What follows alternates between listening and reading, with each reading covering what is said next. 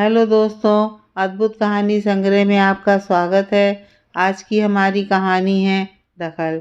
भाभी, आपको दोपहर में अपने कमरे में जाने की क्या ज़रूरत है? यहीं बैठी रहा करिए। माँ को अकेला मत छोड़ा करिए, उनका सहयोग किया करिए। कोई आता जाता है तो क्या कहेगा कि नई बहू सास को अकेला छोड़कर अपने कमरे में चली गई। भाभी, आपका पल्लू सिर से कैसे खिसक गया? ऐसी साड़ी पहनने से क्या फ़ायदा जिसमें पेट पीठ सब दिखें? कायदे से पहना करिए। कुछ तो नारित्व की गरिमा का ध्यान रखा करिए। हर समय सर उगाड़ कर चलती हैं। भाभी, आपने लिपस्टिक का ये कौन सा शेड लगा लिया गमारो जैसा? इतनी ऊंची ऊंची साड़ी पहनती हैं।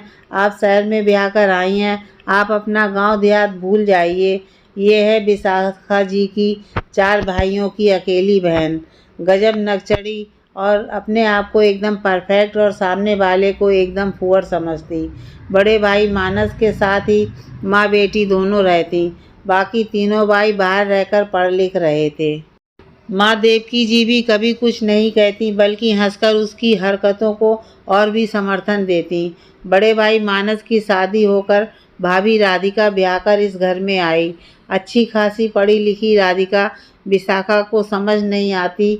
वो हर समय उसके कामों में मीन मेख निकालकर उसे सुनाती रहती। अपना तो कोई काम में उसका सहयोग करती नहीं, और जो काम राधिका करती उसमें कमी ही कमी निकालती रहती। एक सास जो काम करती वो सब विशाखा करती थी।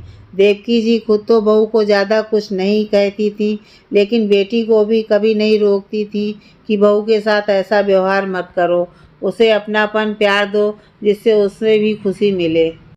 आज राधिका को अपने पति मानस के साथ उनके एक दोस्त के यहाँ जाना है, और वो खूब अच्छे से तैयार होकर बाहर आई। मानस ने भी आंखों ही आंखों में उसकी तारीफ की। विशाखा से ये देखा नहीं गया। भाभी, आपने ये कौन सी साड़ी पहन ली? बिल्कुल अच्छी नहीं लग रही। मेरा भाई इतना हैंडसम स्मार्ट, और आप उसके साथ बिल्कुल अच्छी नहीं लग रही हैं। जाइए, जाकर साड़ी बदल कर आइए। चलिए, मैं निकाल कर देती हूँ। और ये काजल तो आप बिल्कुल मत लगाया करिए, आपकी आंखों में अच्छा नहीं लगता।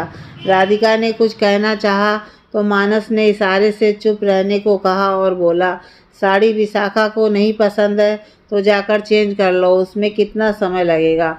भाई लोग भी विशाखा की बात नहीं काटते, लेकिन राधिका को बहुत बुरा लगा कि वो कितने मन से अपने पसंद की गुलाबी रंग की साड़ी पहन कर आई थी। आंखों में काजल लगाना तो उसे हमेशा से बहुत पसंद था।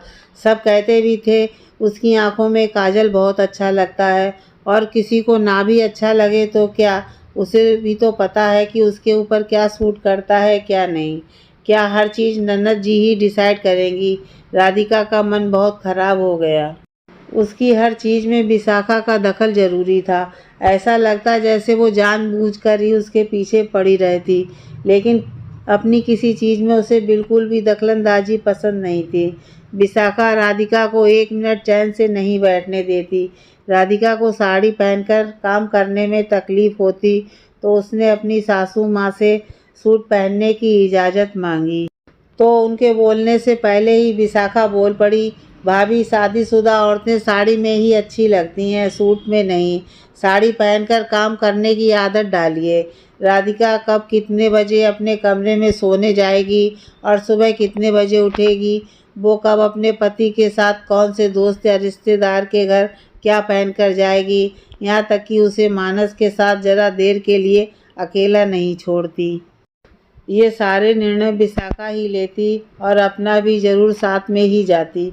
साथ ही साथ अपनी तारीफ भी खुद ही करती जाती। देख लीजिए भाभी, आपकी ननद आपका कितना ख्याल रखती है। किसी की भी ननद अपनी भाभी का इतना ध्यान नहीं रखती।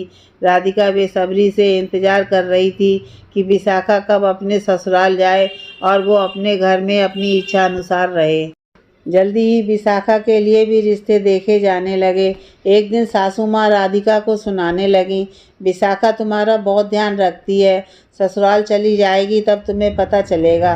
तुमने अभी औरों के घरों की ननद देखी नहीं है, भाभी का जीना दुश्वार किए रखती हैं। एक हमारी बेटी है, भाभी का हर बात का ध्यान रखती है, एक एक चीज़ पर निगाह रखती है। ऐसी ननद ढूंढने से भी नहीं मिलेगी। बहुत भाग्यशाली हो तुम। काश कि सासू माँ ननद रानी को भी उनके जैसी एक नहीं दो दो ननद मिले। मैं भी ईश्वर से प्रार्थना करूँगी कि जीजी को भी ससुराल में उन्हीं की प्रतिमूर्ति नंदे मिलें, तभी तो उन्हें भी मेरी तरह ननद के सुख मिलेंगे।